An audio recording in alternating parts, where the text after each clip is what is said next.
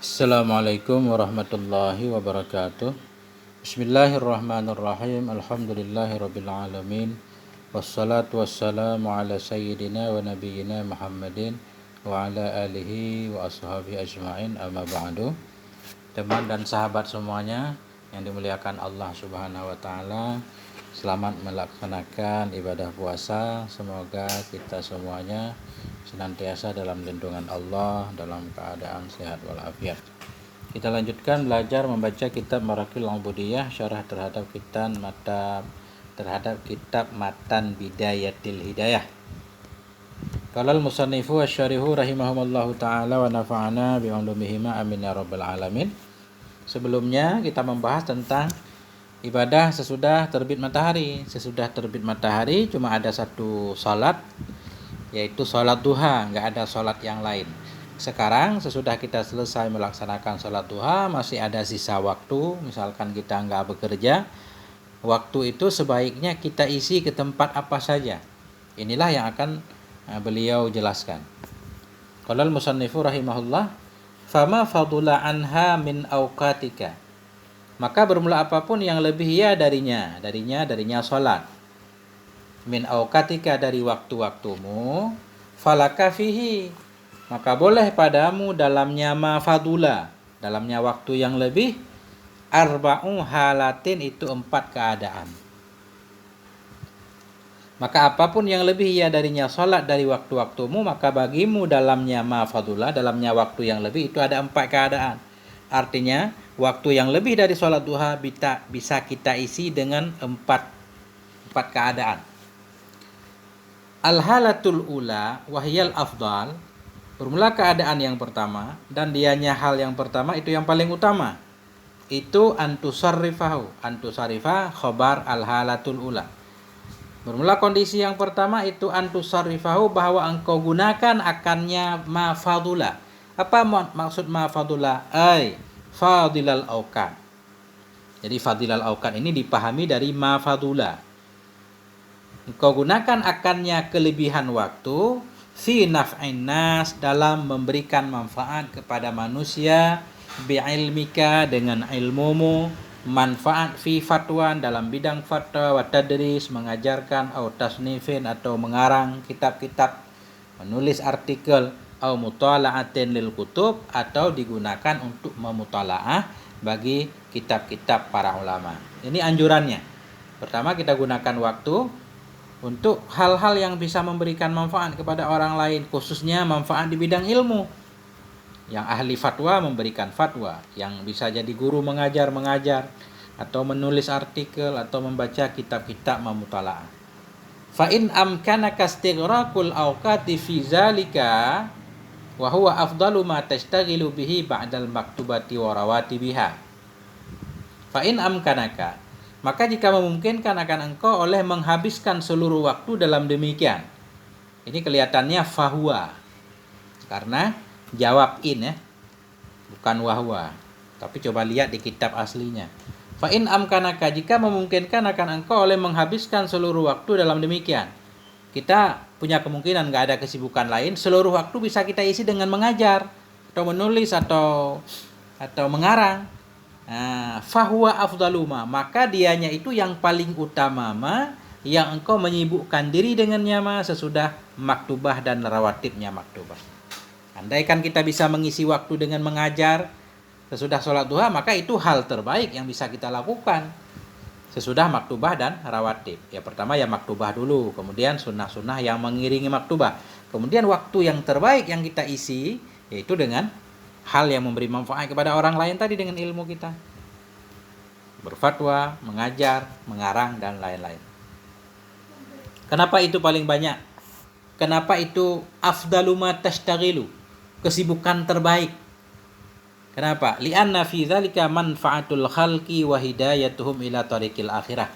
Karena sesungguhnya dalam demikian mengajarkan orang lain tadi, itu manfaatul khalqi, itu memberi manfaat kepada makhluk, wa hidayatuhum, membimbing mereka kepada jalan akhirat. Nah, itu banyak manfaat. Orang bisa membaca kitab-kitab kayak kita sekarang baca kitab para ulama kan. Khairun nas anfa'uhum linnas yang sering kita dengar. orang yang paling bermanfaat, yang paling baik, yang paling berguna untuk orang lain. Lagian alasan kedua begini, warubba mas'alatin wahidah yata'allamuhal muta'allim fayuslihu biha ibadat umri. Rubba masalah, rubba taksir, banyak masalah yang satu. Sering satu masalah. Yata'allamuha yang dipelajari akannya masalah oleh seseorang si muta'allim. Fayuslihu maka memperbaiki ya dengannya masalah ikin ibadah umurnya. Kadang, nah ini menunjukkan tentang keutamaan ilmu. Banyak juga karena satu masalah yang dipelajari oleh seseorang, masalah itu jadi sebab sah ibadahnya. Kadang hal sepele tapi dia nggak tahu. Seperti niat misalkan, niat mesti dalam takbir, dalam sholat. Tapi dia suka niat di luar takbir. Dia nggak tahu. Dengan belajar dia jadi tahu, jadi salah sholatnya sepanjang hidupnya. Itu maksudnya. Jadi rubba mas'alatin wahidah, sering itu terjadi. Satu masalah yang dipelajari akannya satu masalah oleh seseorang santri atau siapapun, maka dia bisa memperbaiki dengan satu masalah tersebut ibadah seumur hidupnya. Walau lam yata'allamha lakana sa'yuhu dha'ian. Dan jikalau tidak mempelajari ia akannya masalah, sungguh adalah usahanya itu yang sia-sia. Kalau masalah itu yang sangat penting tadi dia nggak tahu, ibadahnya sepanjang hidupnya dari sia-sia. Ini menunjukkan bahwa ilmu itu, menyebarkan ilmu benar-benar sangat berguna. Haza in kunta aliman. Ini jika adalah engkau itu seorang yang alim. Jadi maksudnya di sini tadi waktu kita gunakan untuk mengajar, menulis, mengarang kalau memang kita orang alim. Nah, guru, kalau kita santri ya beda lagi. Atau kalau kita orang awam beda lagi kegiatan apa yang harus kita isi di seselesai waktu duha. Nanti ada penjelasannya. Allahumma shalli ala sayyidina Muhammad wa ala ali sayyidina Muhammad. Wa amma in kunta muta'alliman fal afdalu an tusarrifa awqataka fi talabil ilmin nafi' fid din. Adapun bila adalah engkau itu seorang murid, muta'alliman, seorang murid santri atau seorang yang belajar. Nah, adapun apabila adalah engkau itu seorang santri, maka yang lebih utama itu bahwa tusarrifa, engkau gunakan awqataka seluruh waktumu dalam mencari ilmu yang bermanfaat. Ilmu yang bermanfaat dalam agama, ada kaitnya. Kalau kita santri baiknya ya habis duha, ini bukan santri formal. Kalau santri formal memang sudah ada kurikulumnya, nggak boleh kemana-mana, ada jam pelajaran. Ini kita yang di luar lah. Atau kita orang-orang yang sudah berkeluarga, pengen jadi santri kembali, pengen mencari ilmu kembali. Jadi yang lebih baik kita gunakan waktu kita untuk mencari ilmu yang bermanfaat, ilmu agama khususnya. Kemana kita mencari ilmu? Haitsu yashtaghilul alimu bil ifadah. Haitsu sekira-kira atau ke tempat yang sibuklah oleh si alim dengan ifadah. Ifadah mengajar. Jadi kita cari tempat-tempat di mana orang alim mengajarkan ilmunya. Kita datang ke situ. Wa fi nusakhin, dalam sebahagian niskah kitab ini, haitsu yashtaghilul alimu bit tasnif. Nah, tulisannya bukan bil ifadah tapi bit tasnif. Haitsu ke tempat yastaghilul alim, yang berbimbanglah, yang sibuklah oleh orang alim bitasnif dengan mengarang. Maksudnya di tempat orang alim mengarang kitabnya, mengajarkan kitabnya, kita datangi, kita belajar kepadanya. Wa kadza law lam takun muta'alliman bi an tata'allaka. Ini mudah-mudahan juga tata'allama. Wa kadza law lam takun muta'alliman bi an tata'allaka bi an tata'allama bi an tahsula litasira aliman. Allahumma shalli ala sayyidina Muhammad. Ya, tadi bila kita santri ya berarti kita cari tempat belajar sesudah sholat duha. Wa kadza law lam takun muta'alliman, demikian lagi jikalau tidak adalah engkau, jikalau bukan engkau itu seorang muta'allim. Engkau bukan santri. Bukan santri, bukan pula seorang yang alim. Tapi siapa engkau? Bi an tata'allaqa bi an tahsula litasira aliman. Dengan bahwa engkau membuat ta'liq.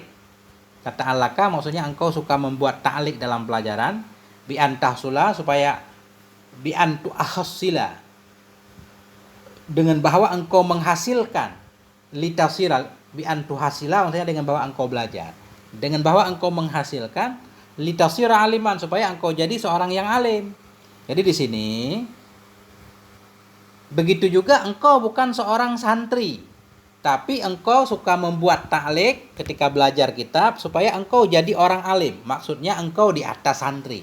Tadi di atas seorang yang alim, tugasnya mengajar. Muta'alim, belajar. Ini engkau bukan santri, tapi bukan juga orang alim.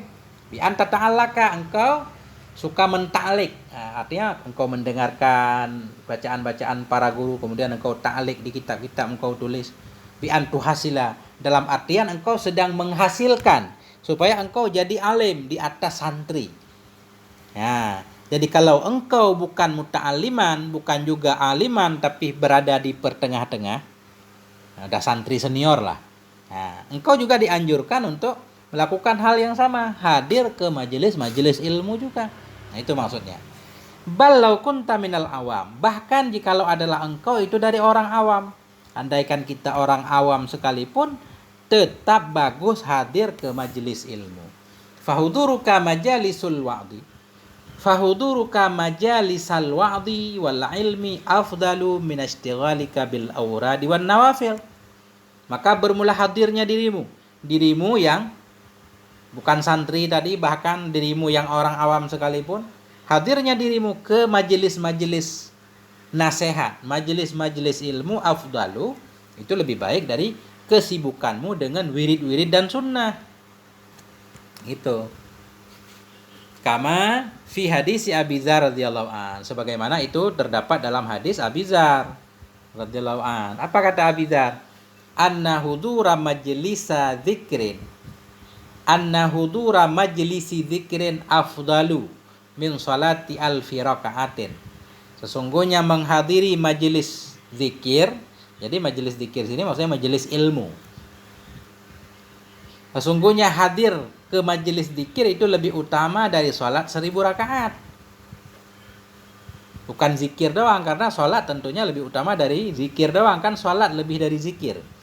Nah, sesungguhnya menghadiri majelis zikir itu lebih utama dari sholat 1000 rakaat. Wa syuhudi alfi janazah, dari syuhud 1000 jenazah. Syuhud jenazah maksudnya kita menghadiri pemakaman, itu kan ada nilai plus khusus. Nah, tapi menghadiri majelis ilmu lebih utama dari sholat 1000 rakaat, dari menyaksikan 1000 jenazah, wa iyadati alfi marid, dari menjenguk iyadah, menjenguk 1000 orang sakit. Nah, itulah dia. Makanya lebih baik kita belajar kalau ada waktu luang. Tadi di atas kita menggunakan waktu kita dalam mencari ilmu yang bermanfaat dalam agama. Lanjutan matannya, dunal fudulil ladzi akabban nasu alaih. Bukan fudul. Bukan ilmu fudul, ilmu-ilmu yang tidak bermanfaat. Alladzi la yanfa. Bukan fudul. Artinya ilmu-ilmu yang tidak bermanfaat. Alladzi akabba. Ilmu-ilmu yang lazama, yang mulazamahlah oleh manusia kepadanya ilmu. Wasammauhu ilman, dan mereka manusia menamakan akan ilmu, padahal dia bukan ilmu. Nah, jadi beliau menganjurkan kita mencari ilmu yang bermanfaat dunal fudul, bukan ilmu yang tidak berguna. Ilmu yang tidak berguna yang orang malah suka mencarinya dan mereka menamakannya sebagai ilmu. Apa contoh ilmu yang tidak berguna menurut di sini? Kata Syekh Nawawi, wazalika ka ilmis sihri wan nujum, seperti ilmu sihir dan ilmu tentang bintang. Jadi bukan ilmu hisab maksudnya di sini. Ilmu tentang bintang mungkin kayak ilmu tentang rasi-rasi gitu ya. Kalau orang lahir bulan sekian, begini, lahir bulan, nah bintang itu. Nah. Jadi kita dianjurkan mencari ilmu yang bermanfaat. Cuma ilmu yang bermanfaat itu ilmu yang bagaimana sih? Nah, kita baca nih. Wa ilmun nafi' huwa ma yazidu, dan bermula ilmu yang bermanfaat itu ma, ilmu-ilmu yazidu yang menambah ia dalam ketakutanmu minallahi ta'ala, kepada Allah. Nah, jadi ini kita baca matan dulu enaknya ya, kemudian baru kita lihat syarahnya sedikit. Wa ilmun nafi', ilmu yang bermanfaat, al muqaddamu 'alal ibadah. Ilmu yang bermanfaat, ilmu tersebut didahulukan di atas ibadah. Dalam hadis Abi Dzar tadi, menghadiri majelis ilmu lebih baik dari ibadah. Ilmu tersebut ilmu yang lebih bernilai daripada ibadah. Ilmu apa yang dimaksud? Nah inilah dia. Ilmu bermanfaat yang ilmu tersebut lebih utama dari ibadah, itulah ma yazidu. Ilmu-ilmu yang menambah ia dalam ketakutanmu kepada Allah Ta'ala. Wa yazidu fi basiratika ay ilmika. Menambah ia dalam pengetahuanmu bi'uyubi. Ini mudah-mudahan bi'uyubi nafsika, dengan cacat dirimu. Nah, ilmu yang bermanfaat berarti ilmu yang membuat kita makin takut kepada Allah, makin tahu tentang kekurangan diri kita, sehingga kita segera bisa merubahnya. Kita sombong apa, kita takabur apa, kita banyak omong dan segala macam. Ketika kita paham itu, kita langsung bisa introspeksi diri. Itulah ilmu yang bermanfaat. Wa yazidu fi ma'rifatika bi'ibadati rabbik. Semuanya ataf kepada yazidu. Ilmu bermanfaat, ilmu yang menambah ya pada ma'rifahmu dengan beribadah kepada Tuhan. Kita makin tahu cara beribadah yang benar. Wa yuqallilu min raghabatika fid dunya. Ilmu yang mengurangi ya dari cintamu terhadap dunia. Wa yazidu fi raghabatika fil akhirah. Ilmu yang menambah ya dalam cintamu kepada akhirat. Nah, itu ilmu bermanfaat. Makin cinta akhirat, makin tidak suka kepada dunia. Wa yaftahu basirataka bi afati a'malika. Ilmu-ilmu yang membuka ia akan mata hatimu bi afati a'malika, dengan cacat-cacat amalmu, hatta tahtaridza minha, hingga engkau terhindar darinya cacat. Nah, itu ilmu bermanfaat, ilmu yang kita makin tahu bahaya afat, sesuatu yang bisa merusak amal. Kita tahu riya merusak amal, sum'ah merusak amal, iri dengki merusak amal. Hatta tahtaridza minha, hingga engkau bisa menghindari darinya afat tadi, darinya penyakit-penyakit yang bisa membatalkan amal kita. Wa yu'inuka ala suluki tariqil akhirah. Dan masih ini tambahan Imam Syekh Nawawi rahimahullah, ilmu-ilmu yang bisa membantu ia akan engkau ala suluki, untuk menempuh jalan akhirat. Iza ta'allam tadzalikal ilma, bila engkau mempelajari akan ilmu tersebut, ala qasdil isti'anah, atas tujuan terbantu dengannya ilmu, ala suluk, di atas suluk. Tentunya kita mempelajari ilmu tujuannya supaya kita tertolong, makin mudah jalan kita terbuka lebar. Ketika tujuan kita mencari ilmu seperti itu, otomatis ilmu itu akan mendorong kita, membantu kita untuk bisa menempuh jalan akhirat. Wa yutli'uka, ini tambahan lagi. Ilmu yang bermanfaat yaitu ilmu yutli'uka ay yu'allimuka, ilmu-ilmu yang bisa mengajarkan kepadamu ala makayidi syaitan, atas makar-makar setan, ay makrihi, makar. Jadi setan itu punya cara, dia punya 1001 cara untuk menggoda kita, siapapun kita, mau ulama kah, mau di bawahnya, setan itu punya banyak banget cara, dan dia nggak pernah menyia-nyiakan kesempatan untuk menggelincirkan semua hamba Allah. Bahkan itu memang sudah janji iblis dulu, dia minta dipanjangkan umurnya. Makanya di sini ilmu yang bermanfaat, ilmu yang mengajarkan kepada kita ala makayidi syaitan, kepada makar setan, bagaimana setan itu membuat makar hingga kita jadi tergelincir. Wa ghururihi, atau kepada makaid, ilmu yang mengajarkan kepadamu terhadap makar-makar setan dan terhadap tipuan-tipuan setan. Ghururihi ay khadi'atih, bagaimana setan cara menjebak kita, sehingga seolah-olah kita sedang melakukan satu amal soleh, tanpa sadar kita terjerumus. Wa kaifiyati talbisihi, ilmu yang mengajarkan kepadamu cara makar setan, tipuannya, dan cara talbisnya setan. Apa arti talbis? Tadlisihi wa khiyanatih. Talbis itu menyamarkan. Wala talbisul haqqa bil batil. Jadi talbis itu mencampur adukkan, menyamarkan, sehingga tidak terang lagi mana kebenaran, mana kebatilan. Ini tujuan setan. Ilmu yang bermanfaat, ilmu yang mengajarkan kepada kita bagaimana cara setan mengadu kebaikan dengan keburukan hingga kita tidak bisa membedakannya. Bagaimana cara talbisnya setan, tadlis, menipunya setan dan berkhianatnya setan. Kepada siapa dia berkhianat? Ala ulama usu, kepada ulama-ulama yang jahat. Ini bukan hanya kepada ulama, kita yang bukan ulama juga lebih mudah lagi digoda oleh setan. Cuma di sini beliau mengkhususkan lagi ilmu yang bermanfaat, ilmu yang mengajarkan dirimu, sehingga engkau tahu bagaimana cara setan berbuat makar, bagaimana cara setan menipu, bagaimana cara setan mentalbis terhadap ulama-ulama su, sehingga ulama su ini tidak lagi bisa membedakan antara kebenaran dan kebatilan. Siapa mereka ulama su? Wahumul ladzina qasduhum minal ilmi tana'umu bid dunya wat tawassulu ilal jah. Dan dianya ulama su itu orang-orang yang bermula tujuan mereka dari ilmu itu tana'um, mendapatkan kenikmatan dunia, tana'um bernikmat-nikmat dengan dunia, wat tawassulu dan sampai kepada jah, kepada pangkat dan jabatan. Itu ulama su menurut di sini. Ulama yang tujuan mereka dari keilmuannya supaya mendapatkan kemewahan duniawi dan supaya sampai ke puncak tawasul, untuk sampai kepada kehormatan, puncak pangkat dan jabatan. Hatta aradahum, ya, hatta aradahum hingga arada ay wajahahum, hingga mengarahkan ianya setan akan mereka para ulama tadi limaqtillahi ta'ala ay bughdhihi, bagi kemarahan Allah, wa sukhtihi ay ghadabih, dan bagi kemarahannya Allah. Nah, sehingga tanpa sadar setan itu membimbing, aradahum wajahum, mengarahkan, mereka bisa mengarahkan para ulama tadi supaya terjatuh ke dalam kutukan Allah, kemarahan Allah. Kok bisa mereka para ulama terjatuh dalam kutukan dan kemarahan Allah? Ya karena digoda oleh setan. Bagaimana cara setan menggoda? Haitsu akalu. Sekira-kira mereka para ulama tadi makan. Apa maksud makan?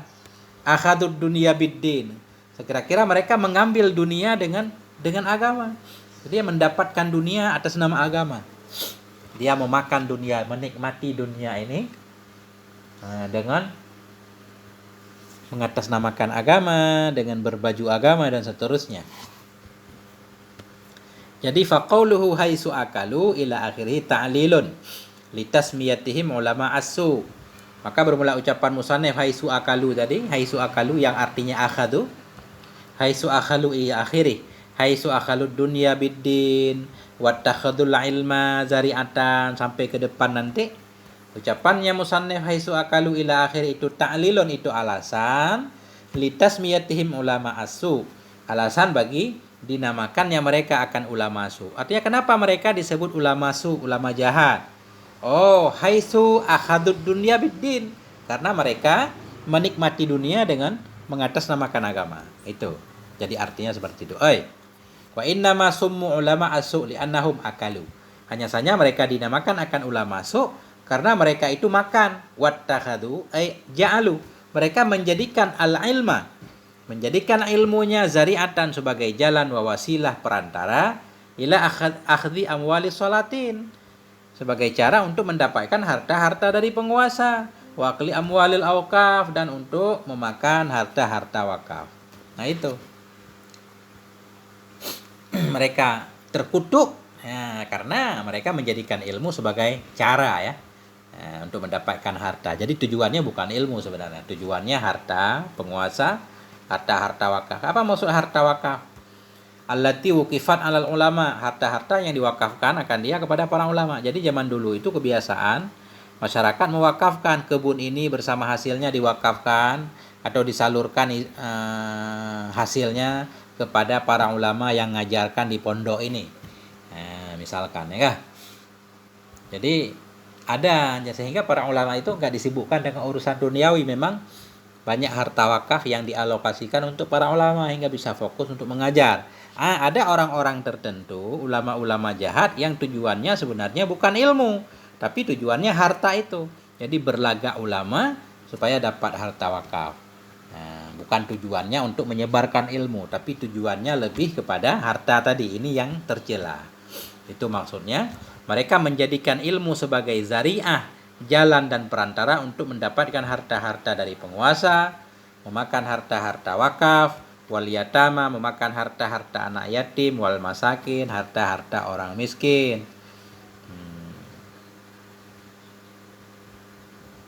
Wasarofa, ya ini kita baca sarafa boleh, fi'il madhi, amala syaitan, berarti wasarofa. Amala syaitan bil ifrad ma'tufun ala aradahum.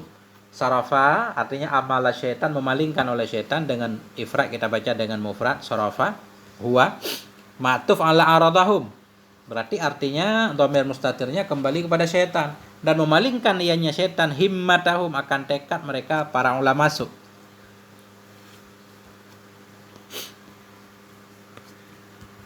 Wa fi ba'dhin nusakhi wasarrafu bil jam'i atfan ala akalu. Dan sampai dalam sebahagian niskah kitab itu tulisannya wasarafu dengan jama' ataf di atas akalu. Jadi kalau kita baca sarafu kembali kepada para ulama, jadi ta'lil kenapa mereka disebut ulama su'. Li'annahum sarafu karena mereka menggunakan akan tekad-tekad mereka. Jadi bisa dua, karena mereka para ulama su' itu mereka menggunakan akan semangat mereka tulan naharihim sepanjang hari mereka ila talabil jah untuk mencari pangkat.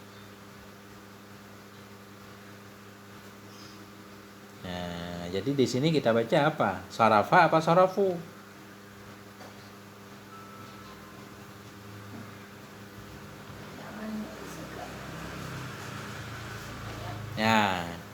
Jadi terserah dua juga boleh. Kalau kita ambil di sini wasarafa berarti kembali ke setan dan memalingkan ianya setan akan tekad mereka para ulama su bikasril ha dengan kasraha.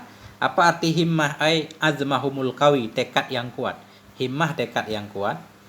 Memalingkan ianya setan akan tekad mereka para ulama su tadi tulan harihim sepanjang hari mereka ila talabil jah untuk mencari pangkat. Apa arti jah ay rutbati untuk mencari pangkat? Jadi setan terus mendorong para ulama jahat tersebut supaya tiap hari pangkatnya makin naik. Jadi rutbah itu, jah itu fahuwa matlubun, sesuatu yang dicari. Menggunakan tekad mereka sepanjang hari ila talabil jah kepada mencari pangkat. Jadi al jah ini matlub berarti sesuatu yang dicari yaitu pangkat. Minal wajhi, kata jah ini diambil dari wajhi, wajah terhormat. Sepanjang hari mereka berusaha untuk talabil jah, untuk mencari pangkat kehormatan. Wal mandilah, dan untuk mencari kedudukan. Jadi kalau jah ini kita artikan terhormat, manzilah ini pangkat boleh juga, pangkat. Jadi ya pangkat maksudnya di atas, kalau di atas ya terhormat juga. Kalau jah itu terhormat itu nggak mesti ada pangkatnya. Kadang ada juga orang nggak ada jabatan tapi terhormat di masyarakat. Yang penting dia mencari penghormatan orang lain. Ini masalahnya. Wal mandilati ayil azmi wal irtifa. Mencari keagungan, ketinggian fi qulubil khalqi. Apa sebaliknya? Justru mandilah yang dalam hati kan. Berarti kalau jah tadi pangkat rutubah, kalau mandilah ini kedudukan di hati, terhormat di dalam pandangan orang lain walaupun nggak ada jabatan. Sepanjang hari mereka untuk mencari jah dan mencari kedudukan, keagungan dan ketinggian fi qulubil khalqi dalam hati-hati makhluk. Ini.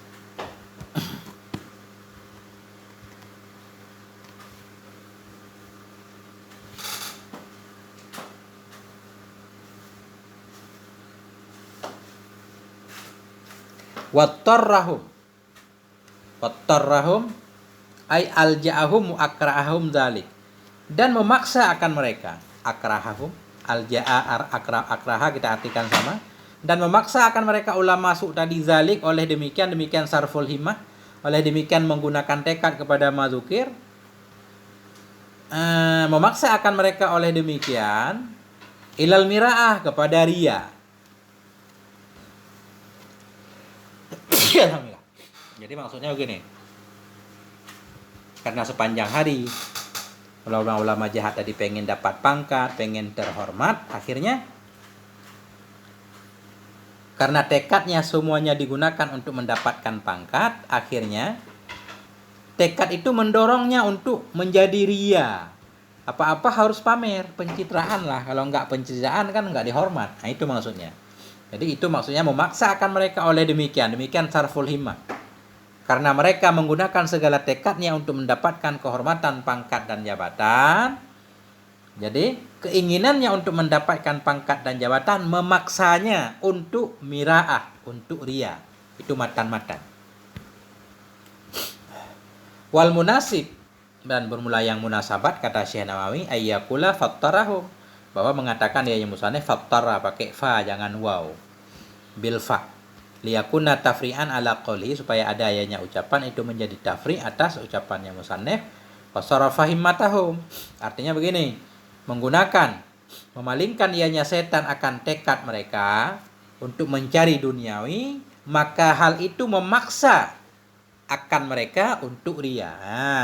Wattara kemudian memaksa ianya sarful himmah tersebut akan mereka untuk riya. Nah, tapi karena sini fa'il zahir berarti maka memaksa akan mereka oleh demikian menggunakan tekad dan semangat untuk duniawi memaksa mereka untuk harus riya dalam hidup ini. Apa arti mira'ah? Idharil ibadah bi qasdi ru'yatin nasilaha. Arti mira'ah di sini yaitu memperlihatkan ibadah dengan tujuan dilihat oleh manusia baginya ibadah liyahmiduh supaya mereka manusia memuji akan mereka yang beribadah liyahmiduhum. Wal mumarah memaksa mereka juga untuk memarah. Apa arti memarah? Mujadalah suka berdebat. Wal munaqasyah. Apa arti munaqasyah? Bil kafi wasyinil mu'jamah dengan kaf dan shin bertitik. Ail istiqsa terlalu terlalu detil dalam berbicara, banyak ngomong bahasa kita. Memaksa mereka untuk mira'ah, untuk memarah, untuk munakasyah terlalu istiqsa, terlalu mendalam dalam berbicara, dalam berkalam. Wa fi ba'dhin nukhas dalam sebahagian naskah tertulis wal munafasah bil fa wasin al muhmalah ma'a isqatnya qaulihi bersama hilang ucapannya musannif fil kalam. Jadi wal munaqasyah wal munafasah tambahannya berlomba-lomba.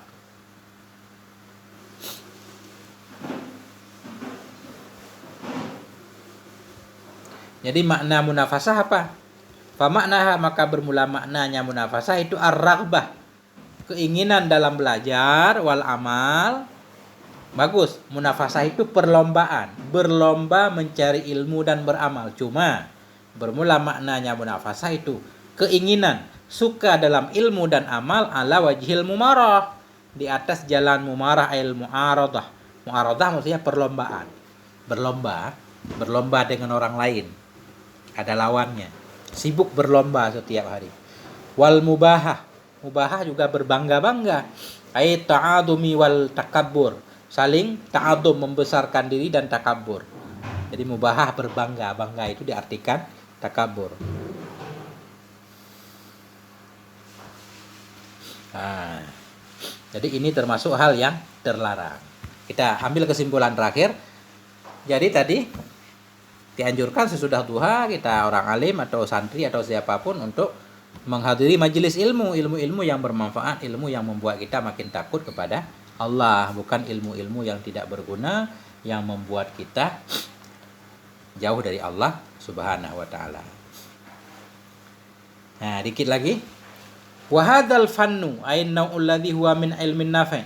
Dan bermula ini pelajaran ini macam-macam alladzi yang dianya itu dari ilmu yang bermanfaat. Nah, bermula ini fan yaitu kelompok yang dianya itu dari ilmu yang bermanfaat. Qad jama'na, itu sungguh telah kami kumpulkan akannya ini ilmu dalam kitab Ihya Ulumuddin. Jadi ilmu bermanfaat itu sudah disebutkan oleh Imam Ghazali dalam Ihya Ulumuddin. Nah,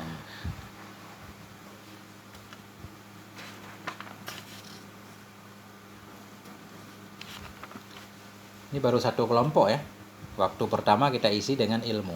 Ini juga belum habis. Wa azkuru talkhisa ma fi, dan akan saya sebutkan, kata Syekh Nawawi, akan saya sebutkan ringkasan ma yang ada dalamnya Ihya. Wa huwa annal ilman nafi' qismani. Dianya ma yang ada dalam Ihya itu bahwa sungguh ilmu yang bermanfaat itu ada dua macam. Qisman mahmudun qaliluhu wa kasiruhu. Satu kelompok terpuji sedikitnya ilmu dan banyaknya ilmu. Ada ilmu bermanfaat sedikit juga baik, banyak juga baik. Wa kullama kana aksaru kana ahsan. Wa kullama kana aksara. Setiap kali ada ayahnya ilmu itu lebih banyak. Setiap kali ada ayahnya ilmu itu lebih banyak. Karena ahsan, ada ayahnya ilmu itu lebih bagus. Wa afdala, dan lebih utama. Ilmu bermanfaat terbagi dua. Satu kelompok ilmu terpuji, sedikit baik, banyak juga baik. Artinya ilmu-ilmu yang makin banyak makin baik dan utama. Wa qismun yuhmadu minhum miqdarul kifayah. Dan satu kelompok lagi terpuji darinya ilmu akan sekadar kifayah. Wala yuhmadul fadilu alaih, dan tidak dipuji akan yang lebih di atasnya kadar kifayah. Ada satu lagi ilmu yang kalau pas ukuran fardu kifayah masih bagus, tapi kalau berlebih-lebihan sudah tidak lagi terpuji, malah tercela. Mana contohnya? Ini. Fal awalu wal ilmu billah. Maka bermula yang pertama ilmu yang makin banyak makin bagus. Nah, maka bermula yang pertama itu hawa al ilmu billahi ta'ala. Itu ilmu tentang Allah Ta'ala wa bisifatihi, ilmu tentang sifatnya Allah wa af'alihi, dan af'al-af'alnya Allah, wa sunnatihi, dan sunnah-sunnahnya Allah fi khalqih, pada makhluknya Allah, wa hikmatihi, dan hikmahnya Allah fi tartibil akhirah ala dunia, dalam menertibkan akhirat di atas dunia. Artinya dunia dulu baru akhirat. Nah itu ilmu yang makin banyak makin bagus. Ilmu tentang Allah, sifatnya, af'alnya, sunnah Allah, hikmah Allah. Yang kedua, ilmu yang kalau kadar kifayah bagus, kalau lebih dari kadar kifayah itu enggak bagus. Mana contohnya? Ternyata enggak langsung dicontohkan. Kenapa? Karena ilmu jenis kedua ini terbagi lagi. Wasani yang kasimu ila arba'ati aksamin. Dan bermula yang kedua itu terbagi ya kepada 4 kelompok. Ilmu yang sedikit bagus, kalau banyak enggak bagus, ada 4 kelompok. Yang mana 4? Usulun wa furu'un wa muqaddimatun wa mutammimah. Ada ilmu menyangkut dengan usul, ada furu', ada muqaddimah, ada mutammimah. Kalau muqaddimah pendahulu, mutammimah penyempurna. Fal usul hiya arba'atun. Maka ilmu usul itu ada 4. Kitabullahi ta'ala wa sunnatu rasulihi. Ilmu yang fardu kifayah tapi menyangkut dengan asal, pokok, yaitu kitabullahi ta'ala, kitab Allah, wa sunnatu rasulihi, sunnah rasul, wa ijma'ul ummah, ijma' umat, wa asarus sahabah, dan asar sahabah. Fahadzani aslani min haitsu innahuma yadullani ala sunnah. Maka bermula dua ini ijma' umat dan asar sahabah. Aslani dianggap asal keduanya, min haitsu dari sisi sesungguhnya keduanya yadullani menunjukkan kepada sunnah. Pada dasarnya asal dua doang, yaitu kitab Allah dan sunnah Nabi. Adapun ijma' ini kan harus dibangun di atas kitab Allah atau di atas sunnah. Nah, kemudian asar sahabah juga menunjukkan kepada sunnah. Nah, itu maksudnya. Makanya dimasukkan ya dalam asal, walau sebenarnya bukan asal. Nah, jadi yang pertama, ilmu yang makin banyak. Ilmu yang ukuran fardu kifayah bagus. Kalau lebih dari fardu kifayah tidak bagus. Ilmu kelompok itu dibagi 4. Yang pertama ada yang menyangkut dengan usul.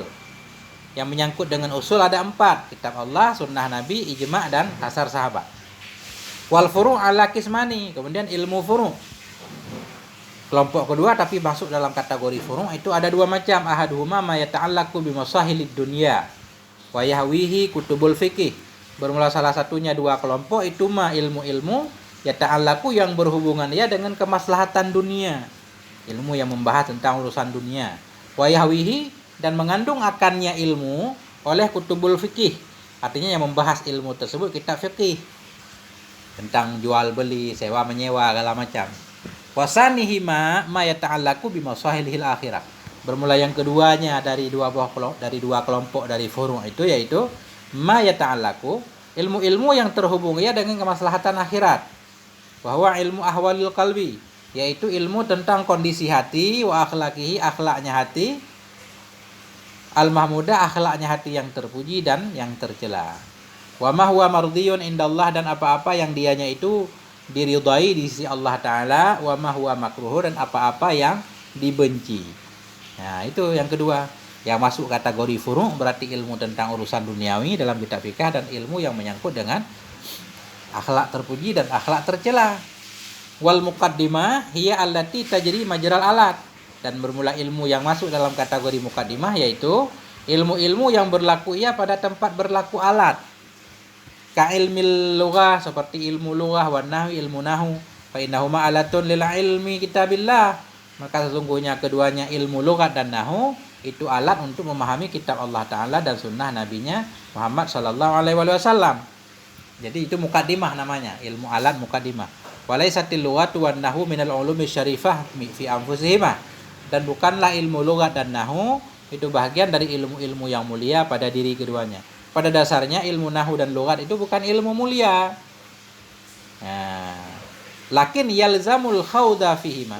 Lakin yalzamul khawdu, tetapi wajiblah oleh mempelajari pada keduanya bisa babi syara dengan sebab syara. Kenapa? Idja'at hadhihi syariah bil lughatil Arab. Karena datanglah ini syariat dengan bahasa Arab. Karena Quran dalam bahasa Arab, atas alasan itulah ilmu nahwu jadi penting kita pelajari. Akhirnya walaupun bukan ilmu syariat tapi mukaddimahnya, artinya bernilai pahala juga karena terbantu kita untuk memahami kitab Allah. Ya. Karena datanglah oleh ini syariat dengan bahasa Arab.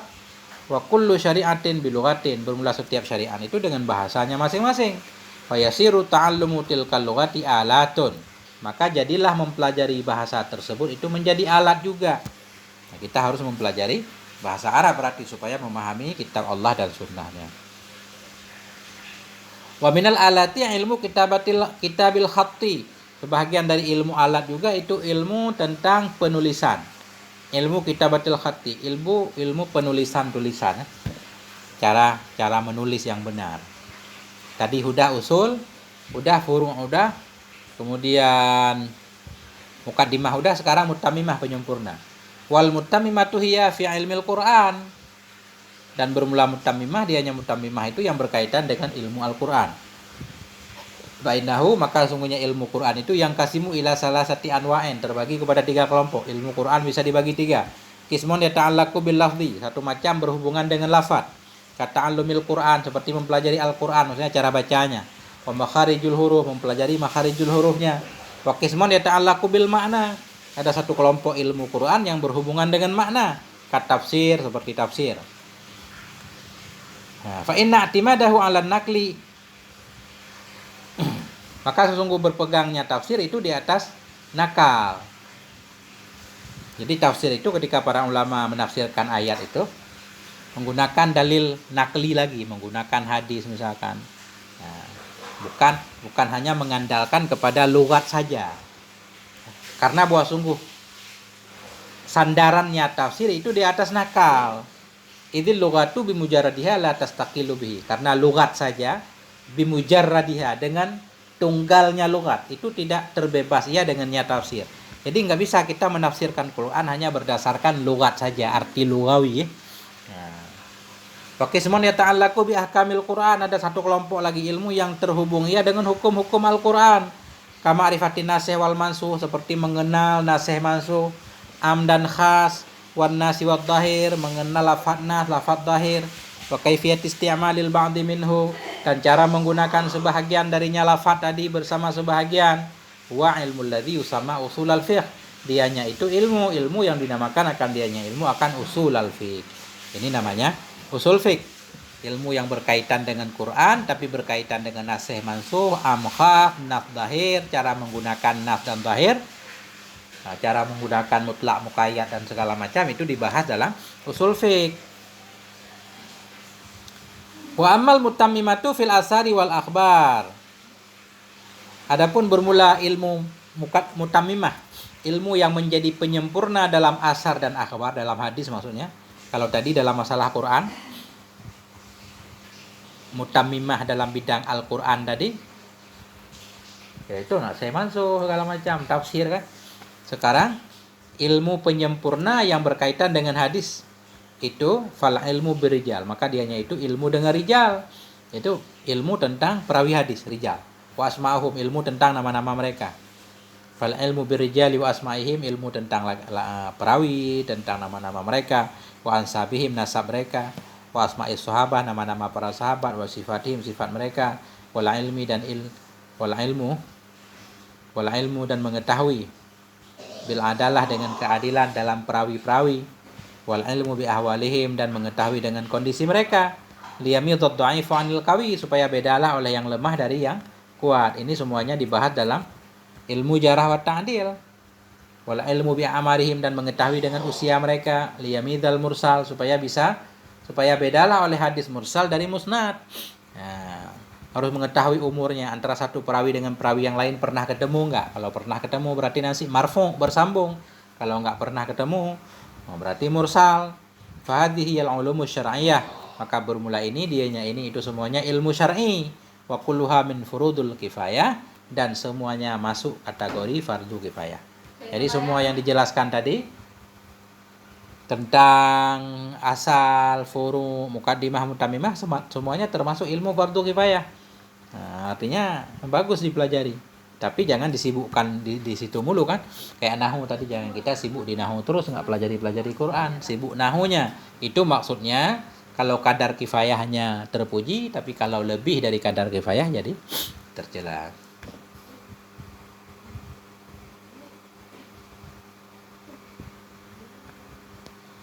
Ini nggak ada titiknya.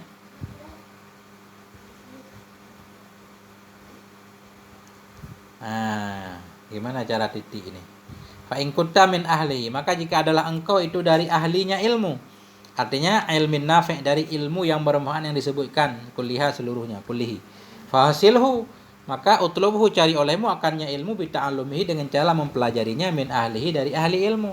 Wa amal bihi, dan beramallah kamu dengannya ilmu. Summa alimhun nas, kemudian ajarkan olehmu akannya ilmu bagi manusia. Wad'u ilahi, ajaklah kamu kepadanya ilmu. Kayaknya udah titik di sini. Ini udah bisa titik. Nanti kita lanjutkan lagi di wa in kunta min ahlihi. Wa in kunta, jika adalah engkau itu ahlinya ilmu. Sampai di sini. Semoga ada manfaatnya. Mohon maaf atas segala kekurangan. Ini tentunya banyak kekurangannya. Mohon yang salah-salah diralat kembali. Alhamdulillah wal afwa minkum. Wassalamualaikum warahmatullahi wabarakatuh.